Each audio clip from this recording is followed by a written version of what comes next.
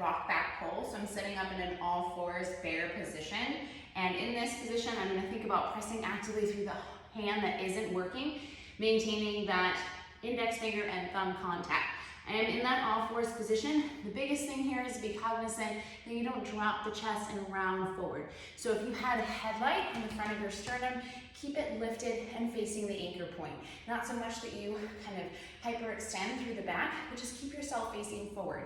In this position, it's gonna feel really good to allow the shoulder blade, the scapula to sort of move towards the anchor point. You can think about getting some nice expansion on the side of the rib cage.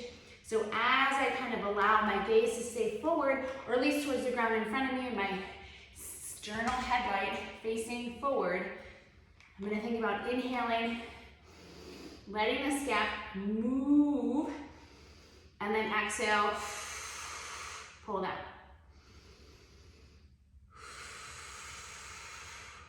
Inch a little bit forward, inhale, exhale, pull. Keep the push away from the ground, watch you don't hyperextend the elbow, scap reaches, and then exhale. So it's like the scap is, the shoulder blade is kind of moving along the rib cage and then being pulled back. If you need to, you can elevate this hand if it gives you a little bit more stability. Inhale, gaze stays towards the ground in front, chest stays lifted, let the scap reach.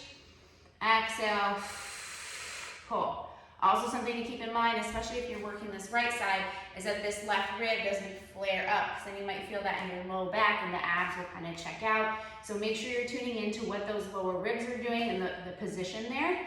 So I'm inhaling to reach, exhaling, row.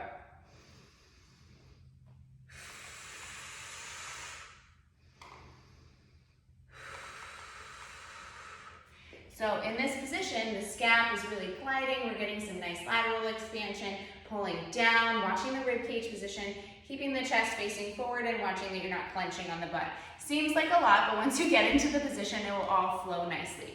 So on this other side, pressing through this right hand, keeping that chest facing forward. Inhale to let the scap kind of glide on the rib cage.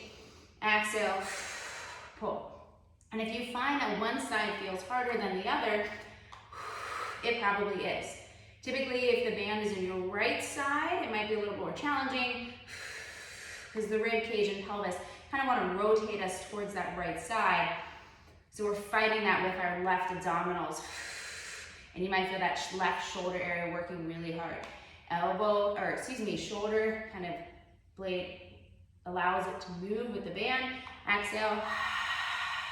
Checking into that rib cage position, gaze stays forward so the chest stays lifted, and you're in that bear position with the rope. You can add extra challenge and elevate the knees. I'm not there yet.